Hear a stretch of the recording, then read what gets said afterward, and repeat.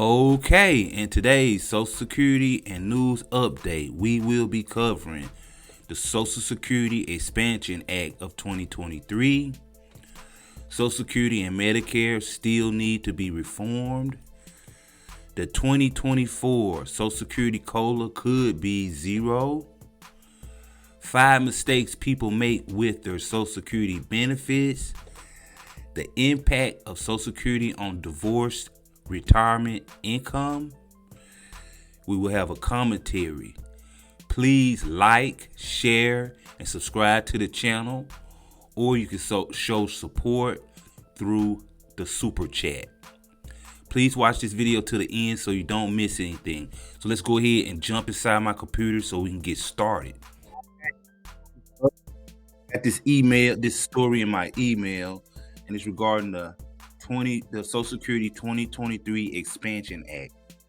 So as we know, President Biden is going to make his State of the Union speech tonight. And guys, I want you to really watch it and see if he mentions Social Security in his speech. But the part of this story that stuck out to me was this part right here. Senator Bernie Sanders is close to introducing a new bill, the Social Security Expansion Act of 2023, that will put Social Security on solid financial footing for the next 75 years, while increasing benefits for everyone. The Sanders bill, if it became law, will make millionaires and billionaires pay their fair share of taxes. Currently, they pay far smaller portions of their incomes than do working people. Okay, this part stuck out to me. And then this part: more than 200 members of Congress have already taken a pledge promising to never cut Social Security or Medicare. In his State of the Union address, President Biden should put that question to every member of Congress. It should be, can you promise your constituents that you will never cut Social Security or Medicare? Social Security works urging everyone to sign their petition. So I'm on a site called the peoplesworld.org. And if you go to this site, it's a petition here that you can sign. Okay, so I just want to let you guys know to keep an eye out for what President Biden says in his speech tonight.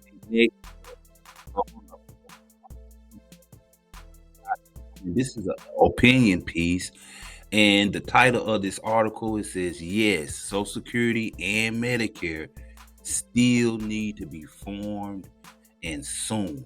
So the part that stuck out to me of this article was this little part here and this little part here. So I'm going to go ahead and tell you the gist of it. House Speaker Kevin McCarthy announced last week that cuts to Social Security and Medicare are off the table in negotiations for raising the debt ceiling. But in doing so, he deprived the Democrats of a political talking point and reduced the likelihood of national debt default. Raising the debt ceiling and thereby preserving the full faith and credit of the federal government should proceed without negotiations or strings. Okay, so does that make sense to you guys? Now, this part right here. Yet the discussion needs to happen sometime sooner rather than later. These programs, which already account for about 1/3 of federal spending, remain unstable trajectories, and protecting them for future generations is too important to keep reform off the table indefinitely. So guys, the senators and congressmen seem like they always wait until the last minute to do things about important things that they have to pass bills on. So as most of you already know, Medicare Trust Fund is projected to run short by 2028, and Social Security will exhaust its reserves by 2034. When that happens, seniors face an immediate 25% cut in benefits. So these senators and congressmen need to hurry up and go ahead and fix Social Security Act. In the previous story, I told you about the Expansion Act. They need to go ahead and start doing this. So guys, I want to bring this to your attention so you'll fully know what's going on with your benefits. They're not cutting them or stopping them now, but if they don't hurry up and do something, it could come to a point where they could be cut. Oh, next up, I'm on the motleyfool.com. The web address is fool.com. And in this article, the title says Social Security's 2024 COLA could easily be zero. And here's why. So I already read this story, and I'm gonna give you a brief synopsis of it, and then I'm gonna tell you the key points or the key part that stood out to me. So basically, what this article is stating, that with inflation coming down, okay, and when they do your COLA formula for next year, it could actually go down to zero. So the part that stuck out to me in this particular article was this part right here: how weaker inflation could make 2024's COLA go to zero. And it states, to figure out the COLA for each year, administration within the federal government look at CPIW readings and plug them into a formula. The numbers for July, August, and September get combined, and then the average for the 3 months is compared to the average for the same 3 months in the previous year. The percentage change becomes the COLA for the subsequent year. The average figure the government used to determine 2023 COLA for July through September was 291.901. That was 8.7% above the corresponding figure of 268.421 for the 3 summer months in 2021. The latest reading on the CPIW that's available is released from the Bureau of Labor Statistics for December 2022. After a sizable increase in October, the inflation gauge moved lower in November and December. By the end of the year, the CPIW came in at 291.051. So that's the formula. And I know it sounds complicated, but it's a mathematical formula and an equation. Now, obviously, there's still a long way before you should worry about not getting COLA in your next year's check. Okay, but this is something to keep you guys. You always want to know that and make sure that you're up on anything that's going on with your benefits, so you don't, if something happens, you're not lost, or you're just not understanding what's going on. So again, I bring this to you, and you can read this article for yourself. It's on the Motley Fool, and this is the title of the article. I'm on a site called Market Watch, and I thought that this would be important for you guys to know, and that you might need to know this. And the title of this story is "Don't Make These 5 Mistakes with Your Social Security." Now, this is a very long article, so I'm just going to go over the meat and potatoes and let you know what stood out to me. Okay, first up, the 5, and here are the 5 mistakes. Number 1, Social Security is your only or vast majority of your income.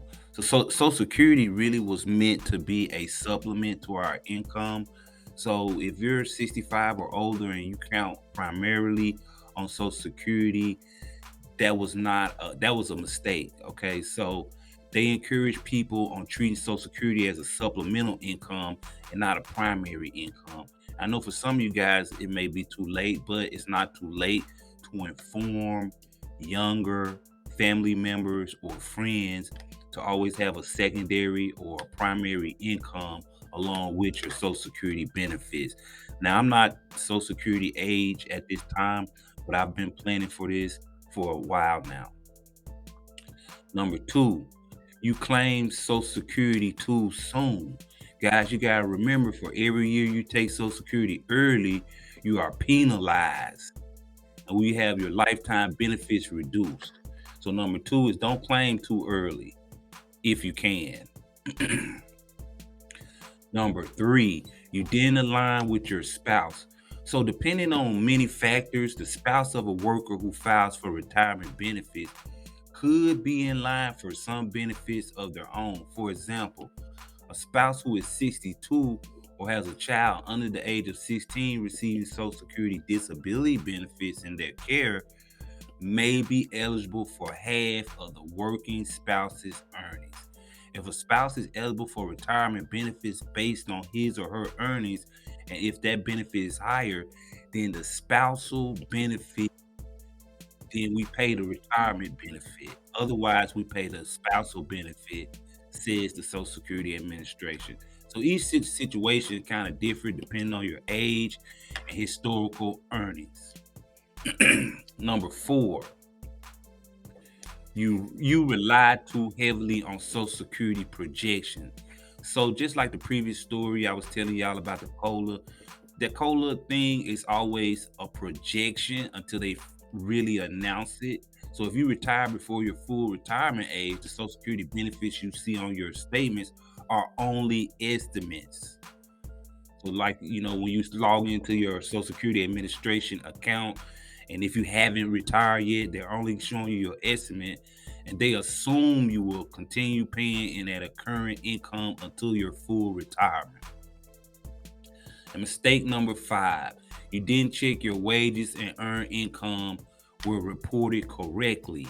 So that's why it's very important to have a Social Security Administration login so you can make sure that they have your earnings correct and your length of work time correct, and make sure everything is correct on your Social Security statement.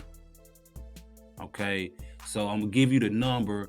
It says right here, excuse me, it says right here, the Social Security Administration says you can file a personal earnings and benefits statement or call 1-800-772-1213 to request an earnings statement. So this is the most important one right here, to make sure they got your earnings correct, because that's based on how much you'll get. So again, I want to bring this to you guys' attention so you always know what's going on. Okay, so right now I'm on a site called thekippingler.com. And the reason I'm bringing this story out to you is because I see a lot of people now having problems with their divorce and their retirement. So I want to bring you guys a little bit of information regarding this. So first off, I hope that no one that's listening to this is going through something as bad as a divorce right now, okay? But when you do get divorced, your spouse may get some of your retirement benefits, and that doesn't matter if you're a Republican or Democrat. That just works on both sides. But the part that stuck out to me the most about this is this part down here. Let me get to it. Okay, this part right here, benefits for divorced people. And again, guys, I hope that no one is going through this right now.